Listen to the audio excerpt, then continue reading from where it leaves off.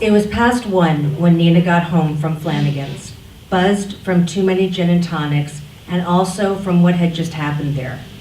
Her curfew was midnight, but she'd stayed an extra hour so she could hover near Gardner Reed, trying to look nonchalant while her heart raced, praying to be noticed as Gardner played poker with his friends.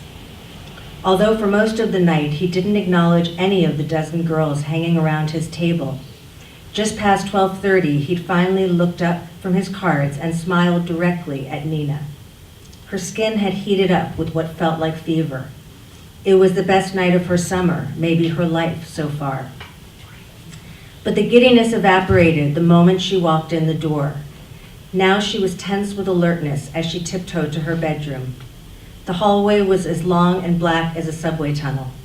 She had to pass her parents' bedroom on the way to hers. She paused at their half-open door to gauge the caliber of her mother's sleep. Her father was easy, noiseless, immobile. Unless he had a cold, you'd hardly know he was there. But her mother slept fitfully, if she slept at all, her blood pounding with depression, with Nardils and Elavils and Dexamils. Nina listened hard. She needed to know what she'd be facing in the morning before she could fall asleep herself. There was the shallow, fidgety sleep, a sleep of sighs and sheet rustling, pillow fluffing and punching, which her mother rose from at dawn with droopy eyes, on edge, dizzy, calling for equilibrium.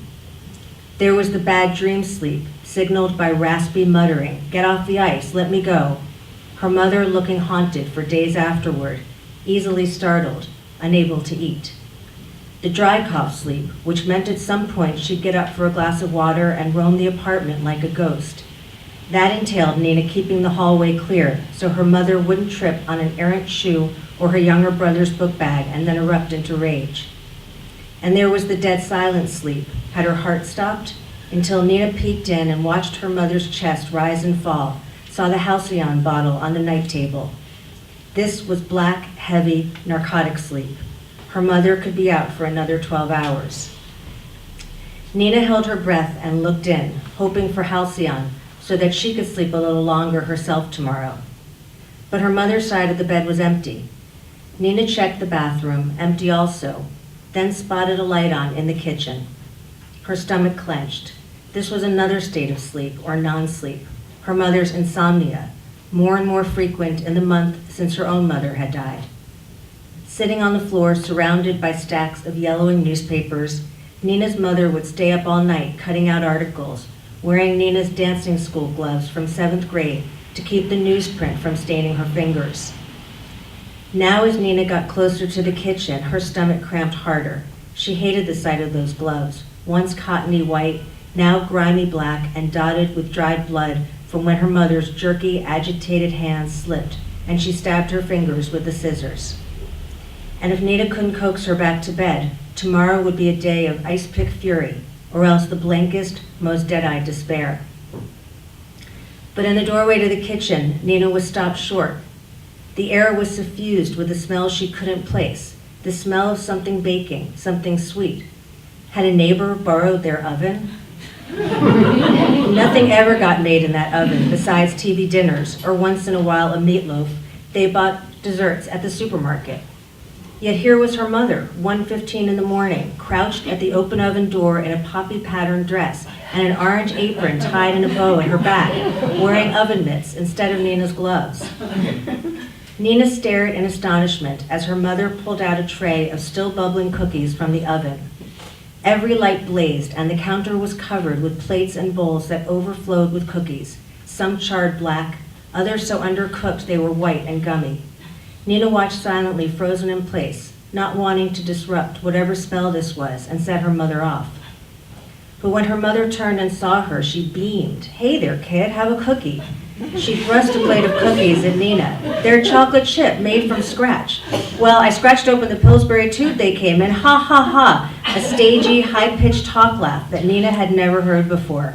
"Just call me Mrs. Fields or Mrs. Jacobs standing in a field, ha ha ha." The laugh pushed out of her throat on a rush of air. Bewildered, Nina didn't move. Had her mother ever called her kid before? Where had that apron come from? "Take one," her mother said, addressing a spot just beyond Nina. Nina hesitated. Her eyes still on her mother, she took a not-too-burnt cookie and gingerly bit into it. She'd just read Flowers in the Attic, and she thought of those unsuspecting kids devouring the powdered donuts their mother had poisoned, unaware of the arsenic mixed in with the sugar. As she chewed it, she said cautiously, "It's good." "Don't bullshit a bullshitter," said her mother. Her cheeks were flushed red, her eyes flashing. "Is it good good, divine good? Does it make you vomit good? How much would you pay? Wait, don't answer. For the next 100 callers, we'll include a world-famous pocket fisherman, absolutely free. Just pay separate shipping and handling." Nina had never heard her talk this fast, this jumble of words, this silly, nonsensical rush. It was nutty and a little unsettling, and yet how amazing to see her in such a good mood. Nina's father had always said that the depression might just lift one day, a click in her mother's brain, a hormonal oscillation. That must be what Nina was witnessing. "Are you sending cookies to Seth?" she asked. Maybe her mother had forgotten that they weren't allowed to send her brother food at summer camp, or had the rule changed? Maybe she was making cookies for the whole camp. Her mother zipped over to the refrigerator and pulled out a carton of eggs. She went to the sink and dumped it out, eggshells cracking as they hit the metal, yolks puddling around the drain like slithery miniature suns. Then she filled the empty carton with more cookies. Her fingers quivered, her wrists, her elbows, every muscle seemed to pulse. "That little doughboy," she said. For a dizzy moment, Nina thought she meant her brother. "So cute, with his little Pillsbury chef's hat, and when she pokes him in the belly button, her smile was so wide her tonsils showed. Adorable." This said for some reason in a French accent, "adorable." "You look just like him." Her mother made an O with her lips and puffed out her cheeks. She poked Nina in the stomach and mimicked the doughboy's giggle. Nina let out a startled laugh, forgetting to cover her mouth to conceal the gin on her breath. But her mother just kept on beaming as she got out a roll of saran wrap. She wound it around and around one of the bowls of cookies, the way you'd wrap a wrist with an ace bandage. "My mother kept cookies in the freezer," she said. Another shock. Nina's grandmother had always been referred to as your grandmother, tinged with blame, as if Nina had brought the bitter, terrifying woman into the family. It was like biting into rocks. She grinned at Nina. Could it be she was as relieved as Nina was about her grandmother's death? Of course, the death had been sad, but wasn't life actually happier without her grandmother's pinched lips and nasty rebukes and constant criticism? From outside the kitchen window came the cry of a siren. Across the street was a hospital, and every few minutes was another ambulance. Nina's mother cocked her head. "Gotta go," she said, "my ride's here." She laughed giddily, and Nina laughed too, a loud snort.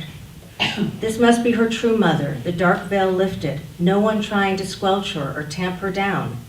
Nina allowed her spirits to rise.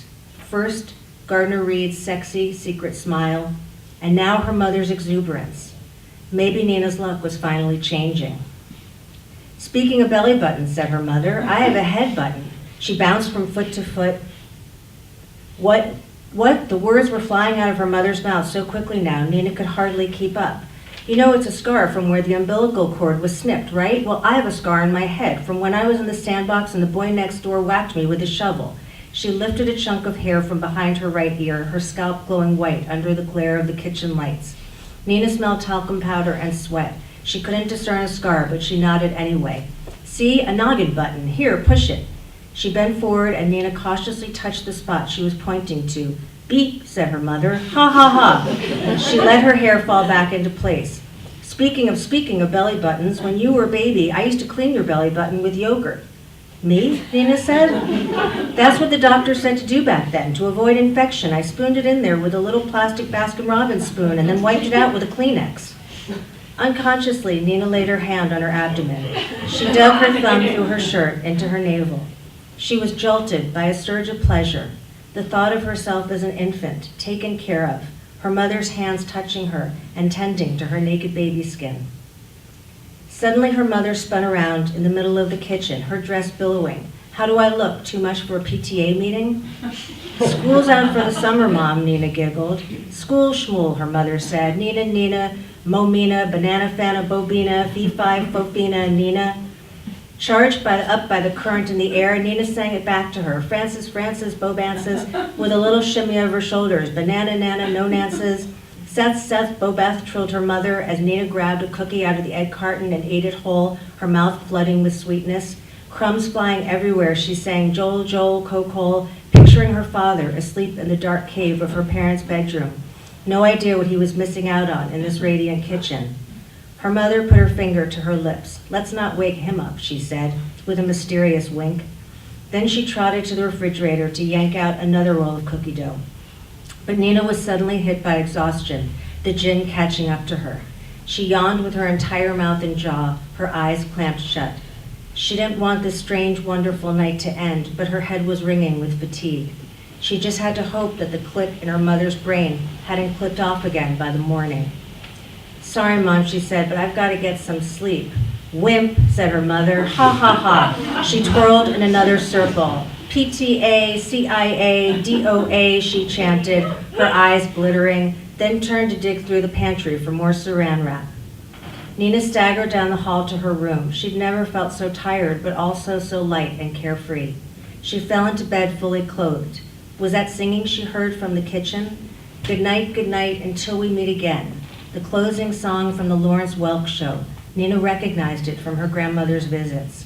She closed her eyes, seeing Gardner Reed's smile, listening to her mother's voice. And now, till we meet again. And just before she passed out, the faint ping of the oven timer, another batch of cookies.